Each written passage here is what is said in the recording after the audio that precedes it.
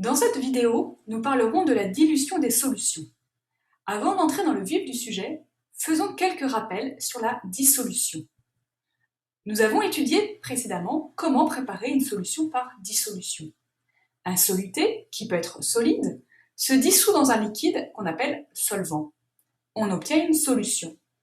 Dans celle-ci, les molécules de soluté en rouge sont uniformément dispersées entre les molécules de solvant en bleu. Cette solution se prépare selon un protocole précis. On pèse une masse donnée de solide à l'aide d'une balance tarée. On verse le soluté dans une fiole jaugée dont le volume correspond à celui de la solution finale. On ajoute le solvant, ici sur le schéma il s'agit de l'éthanol, en rinçant bien l'entonnoir et la coupelle afin de ne pas perdre de solide. On ajoute donc le solvant, puis on agite afin d'homogénéiser la solution. Aujourd'hui, nous allons maintenant étudier comment préparer des solutions par dilution. Diluer une solution, c'est augmenter le volume du solvant dans la solution. Sur cette image, la solution est représentée en rouge. Elle contient déjà de l'eau, même si les molécules d'eau en bleu ne sont pas dessinées. On ajoute de l'eau, représentée par le liquide 2. On obtient une solution finale dans laquelle les molécules rouges sont plus dispersées. On peut mieux le voir si on ne représente pas les molécules d'eau en bleu, ce qui est le cas dans cette représentation. Diluer une solution signifie donc ajouter de l'eau, ou plus généralement du solvant, à un volume donné de cette solution. Le point essentiel à retenir, c'est que lors de la dilution, on n'ajoute que de l'eau, donc la quantité de soluté ne change pas, c'est-à-dire que la masse de soluté ne change pas.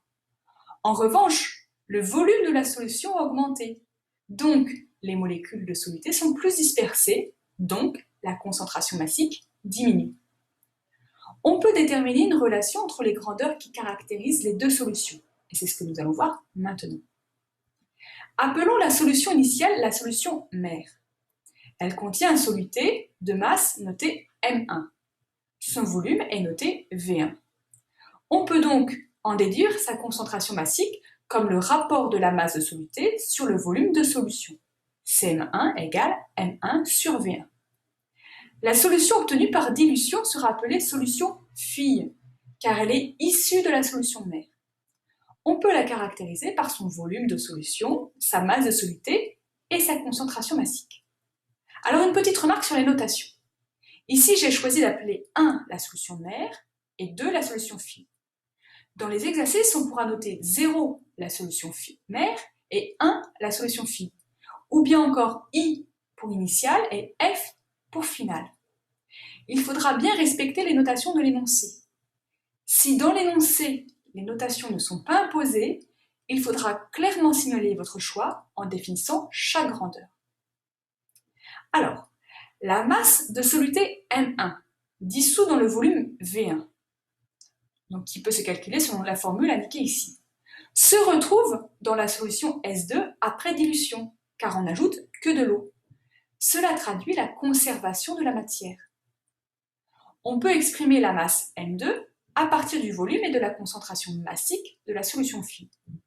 On en déduit alors une relation V1 fois CM1 égale V2 fois CM2. Cette formule est appelée la formule de dilution et est à redémontrer à chaque fois. Étudions maintenant la préparation d'une solution par dilution.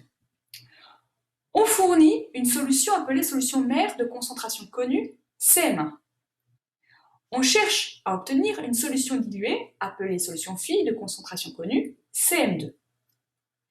Si le volume de la solution fille est donné, il correspond au volume de la fiole jaugée dans laquelle on prépare la solution.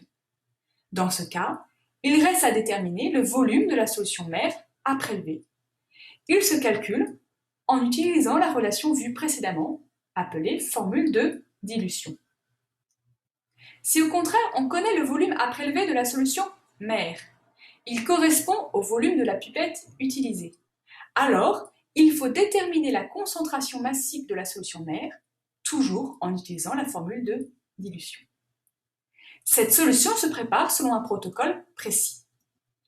On prélève un volume V1 de solution mère à l'aide d'une pipette munie d'une propipette. La propipette est le système que l'on place au-dessus de la pipette pour aspirer le liquide. Ce système est également appelé une poire. On transfère ce volume dans une fiole jaugée, dont le volume correspond à celui de la solution finale. On ajoute le solvant, très généralement l'eau. On ajoute de l'eau jusqu'au trait de jauge, on agite afin d'homogénéiser la solution. On utilise souvent les dilutions successives d'une même solution pour déterminer la concentration d'une solution inconnue. La teinte d'une solution colorée est d'autant plus foncée que sa concentration est élevée. Sur ces schémas, les solutions colorées contiennent toutes le même soluté qui donne la couleur orange à ces solutions. De gauche à droite, la concentration en soluté diminue. Cette propriété est mise à profit pour déterminer la concentration d'une solution inconnue à partir de cette échelle de teinte. Il faut comparer à l'œil nu la teinte de celle-ci avec l'échelle de teinte. La solution inconnue est moins colorée que la solution de droite, donc ça ne correspond pas. Ici, à nouveau, la couleur de la solution à tester ne correspond pas. Maintenant, la couleur de la solution inconnue est moins intense que celle de gauche, mais plus intense que celle de droite. La concentration de la solution inconnue est donc comprise entre celle de la solution 3 et celle de la solution 4, car la teinte est la plus proche de ces deux solutions. On peut également le vérifier en décalant encore la solution inconnue, elle est bien plus colorée que la solution 4.